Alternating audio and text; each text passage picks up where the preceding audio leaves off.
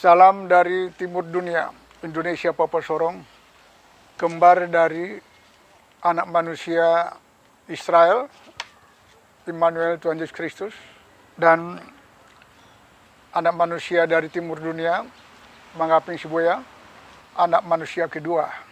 Tidak ada yang bisa membuka kitab Wahyu ini selain orang yang berkompeten, karena dia sendirilah yang bisa memahami, mengetahui, karena dia kembaran dari Immanuel Tuhan Yesus Kristus.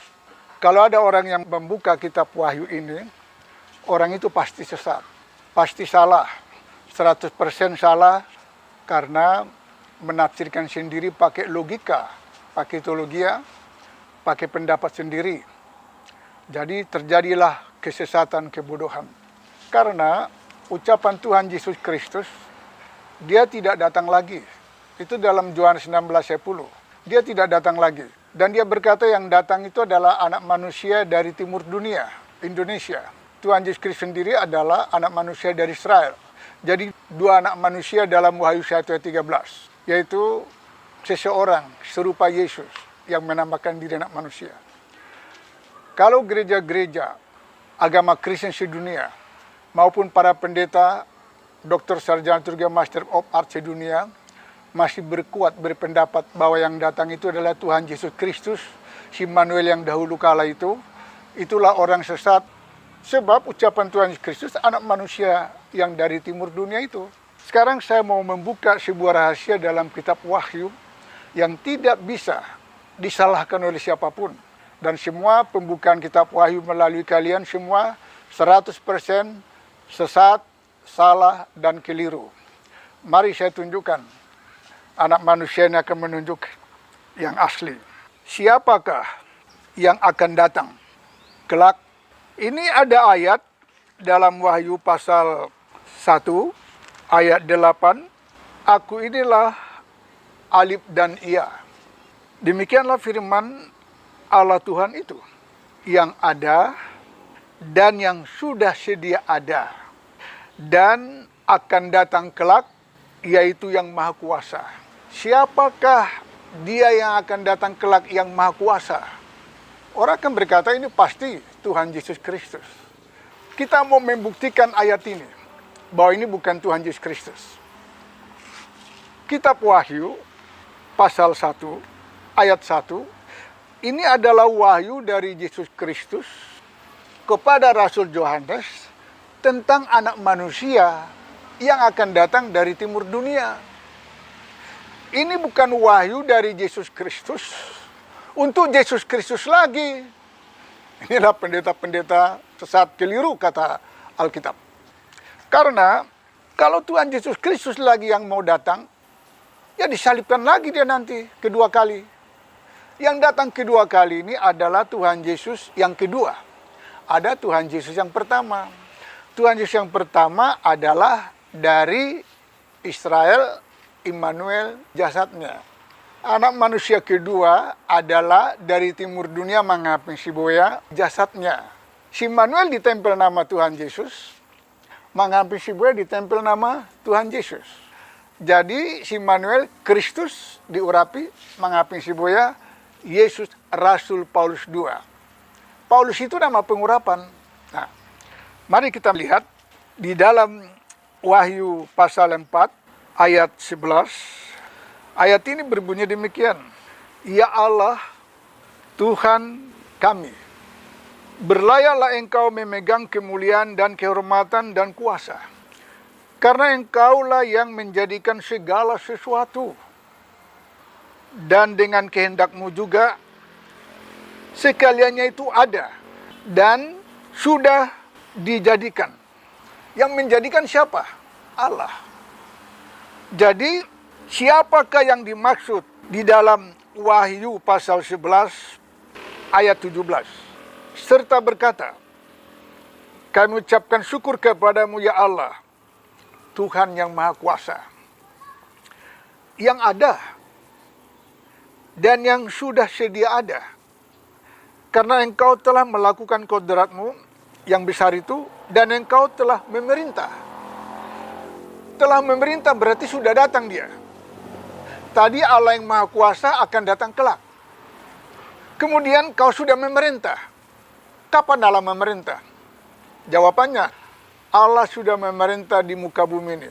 Kerajaan Allah sudah berdiri di muka bumi di kolong langit ini. Pada tanggal 10 November tahun 2003 Masehi. Itulah kerajaan Allah berdiri di muka bumi. Anak manusia sudah datang dari timur dunia itu, memerintah di muka bumi ini, memerintah atas dosa. Tidak berdosa-berdosa lagi. Tidak bersalah-bersalah lagi. Wahyu 11 ayat 15. Maka malaikat yang ketujuh itu meniup sangkakalanya. Lalu kedengaranlah beberapa suara besar di surga mengatakan, kerajaan dunia ini menjadi kerajaan Tuhan kita. Kerajaan dunia menjadi kerajaan Tuhan kita. Tuhan siapa? Tuhan Yesus Rasul Paulus II, nama yang kedua. Tuhan Yesus Rasul Paulus II. Yang pertama Tuhan Yesus Kristus, anak manusia pertama.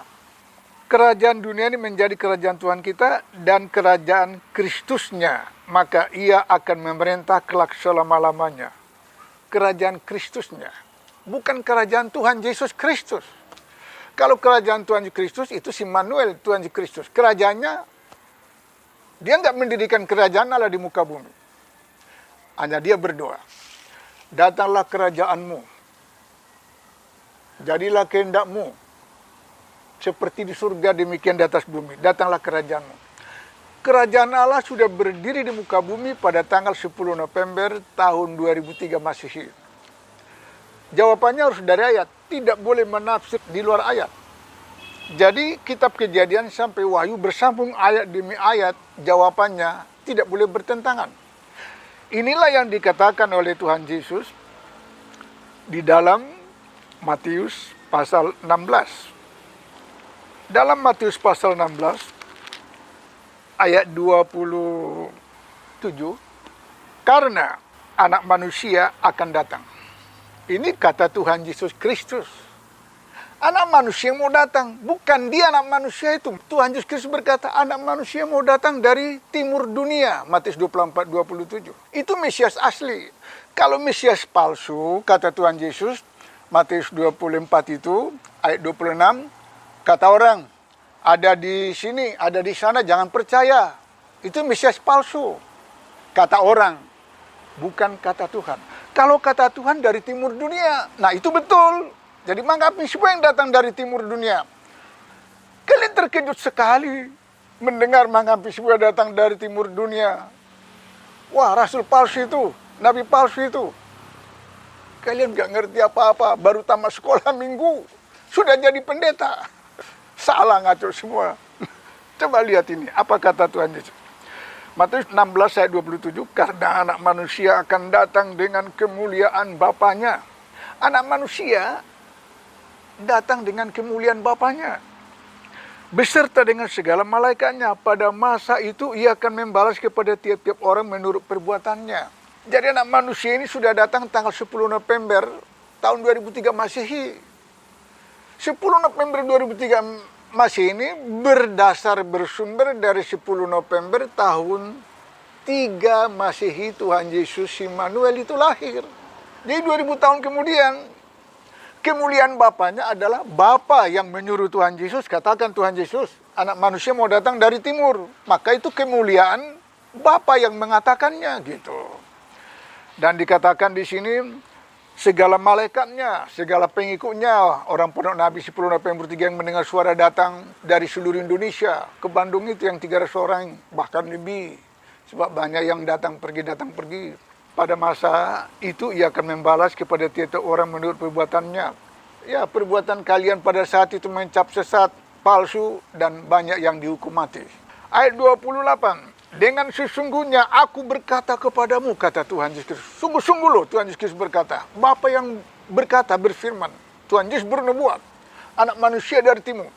Dengan sesungguhnya aku berkata kepadamu, ada beberapa orang yang berdiri di sini yang tiada akan merasai mati sebelum dilihatnya anak manusia datang dengan kerajaannya. Itu kata Tuhan Yesus. Rasul Yohanes tidak akan mati. sebelum dilihatnya anak manusia datang dengan kerajaannya. Dan digenapilah dalam Wahyu 1. Rasul Yohanes melihat anak manusia itu, yaitu Wahyu 1 ayat 13. Dan di tengah-tengah kaki dia itu seorang seperti anak manusia, berjubah panjang sampai ke kaki dan bergetang dadakan cindai daripada emas. Kemudian saya sambung kepada ayat 17, tak kala aku tampak dia, maka rebalah aku pada kakinya seperti orang mati. Maka diletakkannya tangan kanannya ke atasku sambil berkata, jangan takut, aku inilah yang awal dan yang akhir. Siapa ini anak manusia ini? Mangaping si buaya, yang sudah tidak berdosa lagi, yang sudah melakukan seluruh firman Allah dari kitab Kejadian sampai kitab Wahyu. Perhatikan, Rasul Yohanes melihat anak manusia itu, yaitu yang serupa Yesus. Wahyu 1 ayat 13, anak manusia berjubah panjang sampai ke kaki, bergetang dadakan cinta daripada emas. Di tengah kaki dia itu seorang seperti anak manusia. Seorang seperti anak manusia. Ini kata Rasul Yohanes di Pulau Patmos. Dia rebah seperti orang mati. Karena kemuliaan anak manusia ini 2 kali lipat dari kemuliaan Tuhan Yesus Kristus. Itu maka Tuhan Yesus Kristus berkata dalam Yohanes 14 ayat 12. Aku pergi kepada Bapa, dia berbuat lebih besar dari aku berbuat. Kalian belum mengetahui apa yang dilakukan oleh anak manusia ini. Karena baru muncul 2020 ini, dari tahun 80. Kalau kalian mendengar, kalian akan kaget dan terkejut. Itu maka Tuhan Yesus Kristus berkata, dia berbuat lebih besar. Dia menang atas dosa. Dikasih nama yang baru. Nama Tuhan Yesus. Si Manuel nama Tuhan Yesus. Mengapa si buaya nama Tuhan Yesus? Si Manuel, Tuhan Yesus, Kristus pengurapan. Kalau mengapa si buaya, Tuhan Yesus, Rasul Paulus II. Nah, Paulus ini adalah pengurapan. Tempel nama Yesus. 2 pengurapan. Saul penganiaya pembunuh. Ganti namanya menjadi Paulus. Itu pengurapan. Jadi Rasul Paulus pertama melihat saya dan mengagumi saya. Dan dia bilang, inilah Kristus itu. Dia mendapat wahyu, dipertemukan oleh Allah di Firdaus dalam penglihatannya, 2 Korintus 12 itu. Ayat 1-8 baca di sana. Itu adalah saudara dalam Kristus. Dia melihat saya. Lalu dia beritakan, saya ini Kristus Yesus. Kalau Tuhan Yesus Kristus mengatakan saya ini anak manusia. Kalau si Petrus mengatakan saya ini bintang timur. Jadi Rasul Yohanes melihat saya anak manusia, dia jatuh tersungkur. Jadi kitab Wahyu ini adalah kitab khusus mengenai anak manusia mengaping si buaya dari Wahyu pasal 1 sampai pasal 22. Tidak ada peran dari Yesus Kristus lagi dalam kitab Wahyu. Jadi kalau kalian masih menafsirkan Yesus Kristus di sini, kalian orang sesat, orang sok-sokan, pintar-pintaran, sangat memalukan lah. Lebih baik kalian bertanya kepada Rasul Paulus II ini, karena kitab Wahyu ini dari pasal 1 sampai pasal 2 sudah dibuka. Tidak ada tafsiran melalui suara. Kitab Daniel pasal 1 sampai pasal 12 sudah dibuka melalui suara. Tidak ada tafsiran. Jadi Daniel dan Wahyu sudah dibuka. Semua ada rahasia ada di pondok ini. Allah berbicara 1 kali 24 jam di pondok ini. Jadi kalian bisa mengetahui di sini bahwa siapakah Tuhan yang Maha Kuasa yang akan datang, yaitu mengaping si buaya membawa nama Tuhan yang Maha Kuasa, itu nama yang baru, Tuhan Yesus. Rasul Paulus II, itulah nama yang baru setelah nama Tuhan Yesus Kristus Alfa, Tuhan Yesus Paulus II Omega, yang pertama dan yang kedua. Kisah Rasul pertama dimulai oleh Tuhan Yesus 10 November tahun 3 Masehi. Kisah Rasul kedua dimulai oleh anak manusia mengaping si buaya tanggal 10 November tahun 2003 Masehi. Makanya satu Indonesia, satu dunia gempar waktu itu. Orang bilang, mana lubangnya kok nggak jadi, Tuhan Yesus kok nggak datang. Padahal saya sendiri sebetulnya yang datang, tapi masih dirahasiakan. Kemudian baru dibuka. 17 tahun kemudian baru bisa. Karena apa? Semua pendeta-pendeta gereja organisasi menguburnya, mengatakan sesat, tidak memberi peluang untuk bicara. Ya, tidak apa-apa. Yang penting kalian mengetahui bahwa nubuatan dari Tuhan Yesus Kristus, anak manusia mau datang dari timur dunia, dialah orang yang dimaksud di dalam Wahyu pasal 1 sampai pasal 22. Pribadi saya orangnya.